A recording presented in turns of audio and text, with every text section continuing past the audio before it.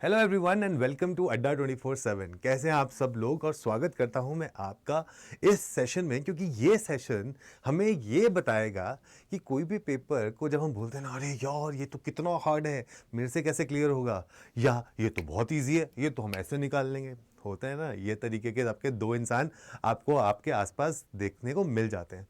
तो क्या वो बेसिस होता है कि किसी एग्ज़ाम को हम बोलें कि ये कितना हार्ड है, कितना इजी है, क्या इसमें मेरे उतने मार्क्स आ जाएंगे जिससे मेरा सिलेक्शन अपने इस पसंदीदा कॉलेज में हो जाएगा? तो इसी को सबको जानने के लिए आप सेशन के एंड तक ज़रूर बने रहिएगा। छोटा सा सेशन लेंगे, इसमें आपको क्रिस्प में छोटी छोटी चीज़ें आपको यहाँ पर बताने की कोशिश मैं करूँगा।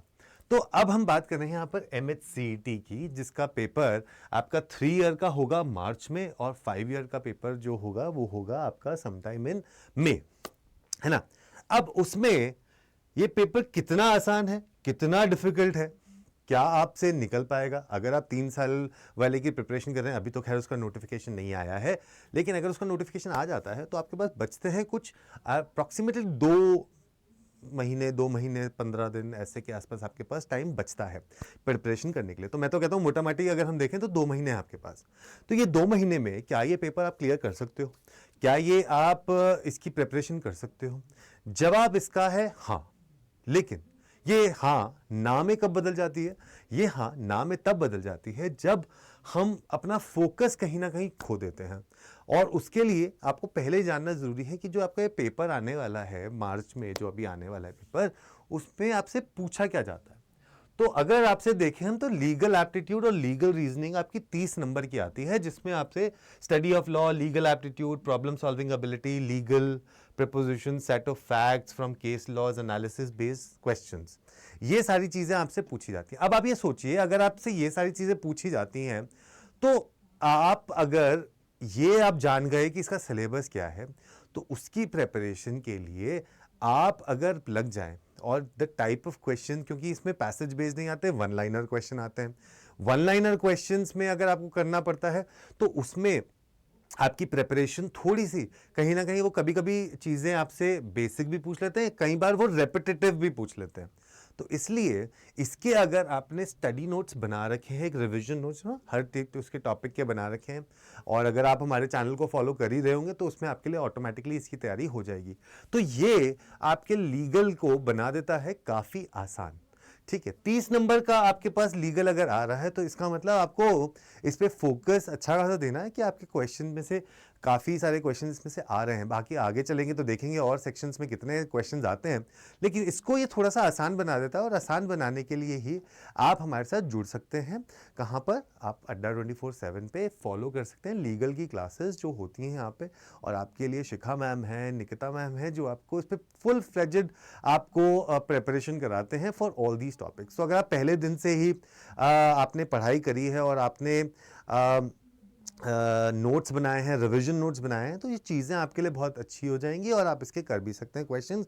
MCQ बेस्ड वाले क्वेश्चंस आप ये कर सकते हैं, और आपको हमारी ऐप पे भी इसके बहुत सारे क्वेश्चंस मिल जाएंगे, प्रैक्टिस क्वेश्चंस मिल जाएंगे, जो आप कर सकते हो as part of your preparation. ठीक है, दूसरी चीज आपके पास आती है general knowledge and current affairs. ठीक है, करंट अफेयर्स भी आएगा, जनरल नॉलेज भी आएगी, जिसमें 40 मार्क्स के आपसे ये पूछे जाते हैं, जिसमें history, geography, general science, economics, civics, current affairs of past 1 year आपसे ये पूछे जाते हैं। अब जब ये हिस्ट्री और ज्योग्राफी की बात करते हैं, ठीक है ना, तो मुझे एक जो ना राइमिंग याद आ रही है, हिस्ट्री ज्योग्राफी बड़ी बेवफा, हिस्ट्री ज्योग्राफी बड़ी बेवफा, रात को पढ़ो और सुबह सफ़ा, है ना। तो ये चीज़ यहाँ पर आ जाती है।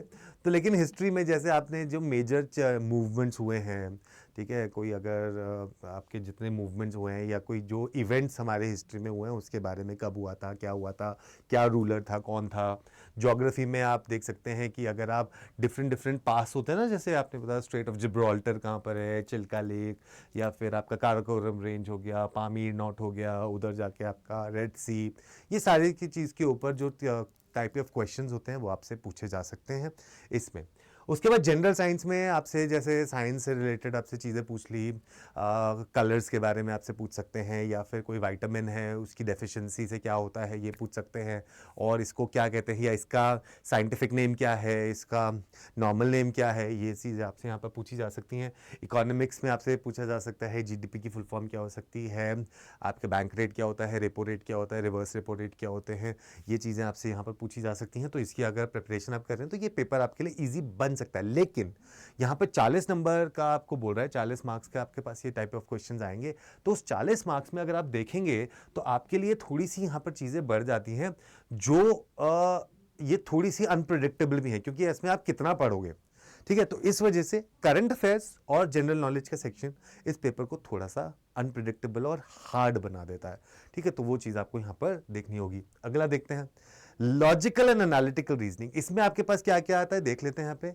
Identifying patterns, logical links, rectifying illogical arguments, wide analogies, completing arguments, drawing well-supported conclusions, reasoning by analogy, applying principles or rules, understand the structure, relationship, and to draw logical conclusions about the structures, and also includes reasoning deductive from the set of statements and rules of principles that describe the relationship among persons, things, or events. So, logical और analytical का combination आता है, जिसमें मतलब series coding, decoding, आपने deductive reasoning भी देख ली, यहाँ पर कंक्लूजन्स भी देख लिए, वेल सपोर्टेड कंक्लूजन्स क्या है, अजम्पशंस क्या है, उसकी एनालॉजी देख ली है, अप्लाइंग प्रिंसिपल और rules to understand the structure, relationship, drawing logical conclusion about structure, ये सारी की सारी चीजें आप यहाँ पर देख रहे हैं। अब अगर आपने लॉजिकल रीजनिंग की अच्छे से प्रैक्टिस करो, ठीक है, अगर आप अच्छे से रेगुलरली दिन निकाल के इसमें आप कम से कम 1.5-2 घंटा लगा रहे हो लॉजिकल रीजनिंग के लिए, then it will become slightly easier for you, और आप इसको कर पाएंगे ढंग से और अच्छे से आप इसको मैनेज कर लेंगे। लेकिन अगर आपने ये सोचा कि इसको हम नहीं करते या फिर इसकी प्रैक्टिस हम बाद में कर लेंगे तो दिक्कत हो सकती है। लेकिन 30 नंबर हैं, तो अभी तक आप देखिए 40 प्लस 30 प्लस 30, तो 100 नंबर तो आपके ऑलरेडी यहाँ पर इन 3 सेक्शंस में हो चुके हैं। और यही वो चीज़ है जो आपको बताता है कि पेपर डिफिकल्ट होगा या इजी, क्योंकि कहीं ना कहीं आपकी प्रेपरेशन किस लेवल की है या इस समय आप कहाँ से स्टार्ट कर रहे हैं, वहां पर आपको इस सेक्शन में थोड़ी सी दिक्कत हो सकती है।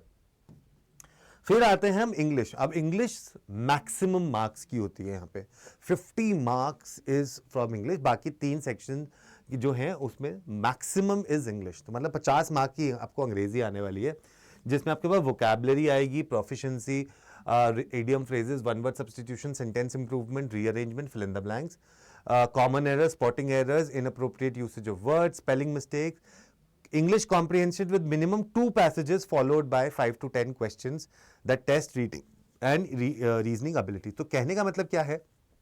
कहने का मतलब ये है कि 2 तो पैसेजेस आ गए आपके पास, 10 क्वेश्चन तो ये हो गए, बच्चे 40 क्वेश्चन डिवाइडेड होंगे इसमें। तो मुझे लगता है पैसेज इतना डिफिकल्ट नहीं है, होता है, आप कर सकते हैं। लेकिन जब आप वोकैबुलरी की बात करते हो तो वोकैबुलरी इज समथिंग जो कि इसको काफी डिफिकल्ट बना देती है पेपर को, क्योंकि अगेन अनप्रिडिक्टेबल है कि आपको नहीं पता कि क्या आएगा। Similar goes with this part of the section.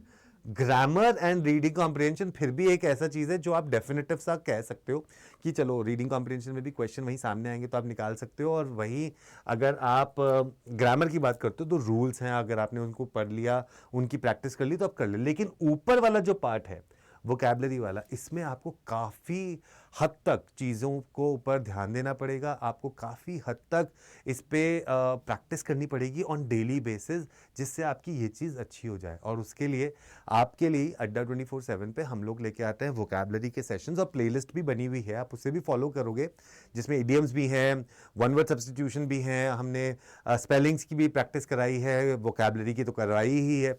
वो सारी चीज़ें करेंगे तो डेफिनेटली आपको उसमें फ़ायदा मिल जाएगा आपके लिए। तो पेपर को निकालने के लिए अगर आप ये सारी की सारी चीज़ें कर रहे हैं डे 1 से, तो पेपर आपका ईजी बन सकता है। लेकिन जो चीज़ें मैंने बताई जिन पे आपको थोड़ा ध्यान ज़्यादा देना है, वो आप करेंगे तो आपको ज़्यादा अच्छा इस पे चीज़ें मिल जाएंगी। और दूसरा बात, अगर आप इसमें देखेंगे तो आपके पास मैथमेटिक्स नहीं आती भाई, जिससे सबको डर डर लगता है, मैथ जैसी चीज़ जो हवा सा बन जाता है, वो चीज़ नहीं है इसके अंदर। तो इसलिए आपको एक साई ऑफ रिलीफ यहाँ पे मिल सकता है।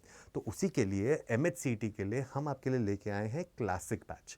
ठीक है, तो अगर आप MHCT की तैयारी कर रहे हो ना, ठीक है, तो आप यहाँ पर जा सकते हो, इफ़ यू गो हियर और अड्डा 24/7 पे जाइए। ठीक है, यहाँ पे जाइए अड्डा 24/7 पे, ऑल कोर्सेज में जाएंगे, तो ऑल कोर्सेज में जाने के बाद UG PG पे जाइए, लॉ एंट्रेंसेस पे दिखेगा MHCT। अब MHCT का 3 ईयर का ये है क्लासिक बैच, जो कि शुरू हुआ है 28 दिसंबर से। ठीक है, ये बैच आपके लिए स्टार्ट हुआ है। यहाँ जाएंगे आप, व्यू ऑफर्स पे जाइए, यहाँ कोड लगाइए Y713 और अप्लाई कर दीजिए, तो आपको ये मिल रहा है 6,900 रुपये का। ठीक है, 6,900 रुपये का 77% डिस्काउंट पे आपको मिल रहा है। और अगर आप हमारी ऐप से लेंगे तो 1% का एडिशनल डिस्काउंट मिल जाएगा आपको 78% का। और अगर आपको लेने में ये बैच कोई भी दिक्कत आ रही है तो फटाफट से आप हमारे साथ जुड़ जाइए और मेरे को मेल कर दीजिए ashish.garg@adda247.com पर। ठीक है जी, तो पेपर अब तो बन जाएगा इजी, क्योंकि आपके साथ है अड्डा 24/7 और आपको ले जाएगा आपके कॉलेज के पास। ठीक है, तो अब 99% क्या, अब तो कॉलेज में सिलेक्शन समझो पक्का। ठीक है, ऑल द बेस्ट, जय हिंद, जय भारत, जय महाराष्ट्र।